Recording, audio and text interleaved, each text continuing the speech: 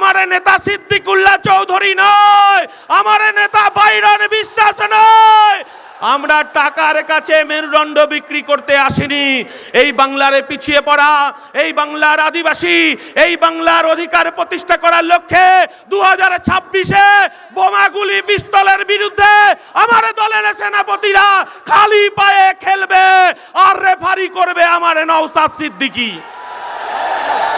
মমতা বন্দ্যোপাধ্যায়, আপনাকে বলতে চাইছি, আপনি কর্মসংস্থানের কথা বলেন না?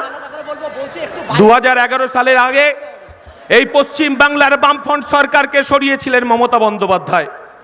এই বাংলার মানুষ রেজবানুর রহমানকে ভুলে যায়নি। তৎকালীন মুখ্যমন্ত্রী ছিলেন বুদ্ধদেব ভট্টাচার্য। মাননীয় মুখ্যমন্ত্রী তখন কলকাতার রাজপথে আপনি বুকে প্ল্যাকার্ডে ঝুলিয়ে একদিকে রিজবানুর মা, একদিকে রিজবানুর দাদাকে, আর যারা বৃদ্ধজন তাদেরকে মোমবাতি নিয়ে মিছিল করেছিলেন। আপনি ইনসাফ দেবেন বলেছিলেন। বাংলার মায়েরা কাঁদছে, আপনি লক্ষ্মী ভান্ডার দিয়ে কিনতে পারবেন না। এই বাংলার তিলোত্তমার বিচার চাইছে মমতা ব্যানার্জি, এই বাংলার বিচার চাইছে তামান্নার বিচার চাইছে, এই বাংলা বিচার চাইছে, হাঁসখালির বিচার চাইছে মমতা বন্দ্যোপাধ্যায়। আজকে সংবিধান প্রণেতার বংশধরেই মঞ্চে আছে। আমরা সংবিধান হাতে করে বলতে চাইছি, এই দেশের প্রধানমন্ত্রীর কাজ কি মন্দির মসজিদ তৈরি করা? এই বাংলার মুখ্যমন্ত্রীর কাজ কি মন্দির মসজিদ তৈরি করা? মাননীয় মুখ্যমন্ত্রী, আপনি শুভেন্দু অধিকারীকে দিয়ে আপনি বলতে চাইছেন ধর্ম ধর্ম খেলা করতে চাইছেন। 1992 সালে ফিরে যান। এই বাংলার মুখ্যমন্ত্রী ছিল জ্যোতি বসু।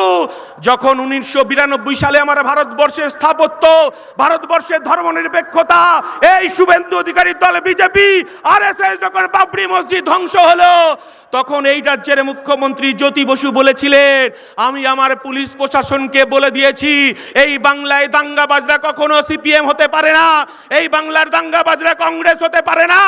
আমি আমার প্রশাসনকে বলে দিয়েছি মাথা লক্ষ্য করে গুলি করতে। আমরা বলতে চাইছি এ বাংলাকে ভাগ করা যাবে না। মমতা বন্দ্যোপাধ্যায়, আপনি ভেবেছেন এই এসআইআর এর মধ্য দিয়ে আমার এই বাংলার সংখ্যালঘু মুসলমানে তাদের অধিকারে কবরস্থান, তাদের ঈদগাহ, তাদের মসজিদ, তাদের মাদ্রাসা, আপনি 5 দিনের নোটিশে আপনি দখল দিতে চেয়েছিলেন বিজেপিকে। আমার দলের চেয়ারম্যান নওশাদ সিদ্দিকী, আমরা ওয়াকফ বোর্ডে ছুটে গেছি। সেদিনকে আমরা ওয়াকফ বোর্ডকে বলে এসেছি এই বাংলার অধিকার, এই বাংলার অধিকারকে কেড়ে নেওয়া যাবে না। তাই মুসলমান সমাজ তারা বুক দিয়ে লড়াই করছে।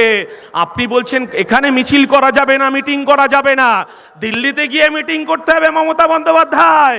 আর আপনি এসআইআর নিয়ে যে কথাটা বলতে চাইছেন, আপনি বলেছিলেন আপনার লাশের ওপর দিয়ে এসআইআর হবে, বলেছিলেন তো? বলেছিল না? আপনি কি করলেন? ভাইপোকে বাঁচানোর জন্য 90,000 কর্মচারী আপনি নিয়োগ করলেন। 90,000 কর্মচারী কার? মমতা বন্দ্যোপাধ্যায়ের। বিডিও অফিসে দখলদারি কার?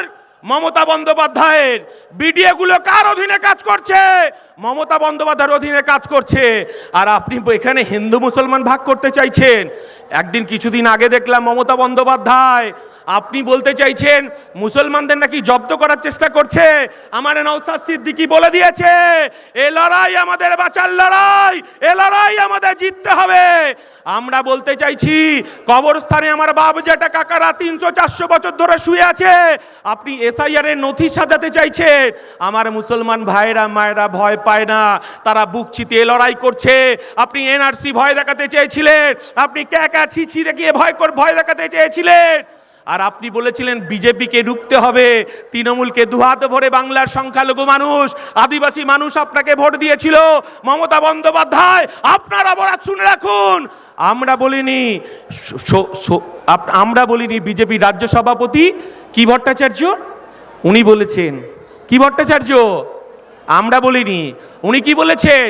উনি বলেছেন 1998 সালে তৃণমূলের জন্মলগ্নে যেখানে জন্ম হয়েছিল লেবার রুমে, সেদিন যদি অটল বিহারী বাজপেয়ী, লালকৃষ্ণ আদবানি, জর্জ ফার্নান্ডেজ, রাজনাথ সিং যদি উপস্থিত না থাকতো, এই তৃণমূলের দলটা জন্ম হতো না।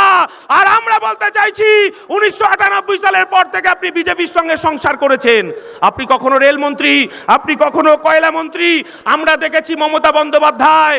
আপনি বলতে চাইছেন বিজেপি এতদিন পরে আপনার ঘুম ভাঙলো, আপনি এই বাংলাকে ভাগ করতে চাইছেন, এই বাংলার অধিকারকে আপনি বিজেপির হাতে তুলে দিতে চাইছেন।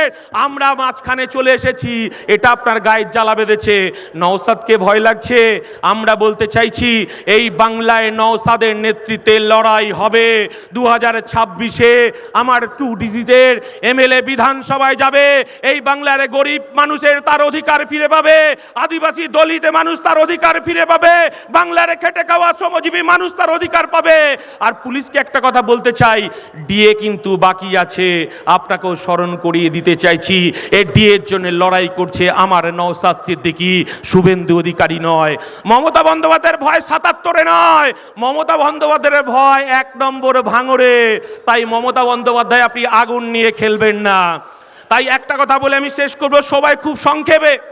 আমরা বলতে চাইছি মমতা বন্দ্যোপাধ্যায়, আমার বাংলার মুসলমানের করের টাকায়, আমার বাংলার আদিবাসীর করের টাকায়, আমার বাংলার হিন্দু ভাইয়ের করের টাকায় এই বাংলার মানুষ তো দেখেছিল দীঘাতে একটা কারখানার আপনি ফিতে কাটবেন।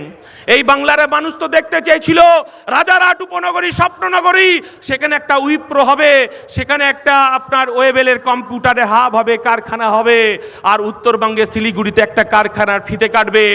মমতা বন্দ্যোপাধ্যায়, এই বাংলার মানুষ তো আপনাকে দেখতে চেয়েছিল জেলায় জেলায় একটা করে পিজি হবে, জেলায় জেলায় একটা করে আরজিকর হবে, আর আপনি আপনার ভাইপো ফিতে কাটবে।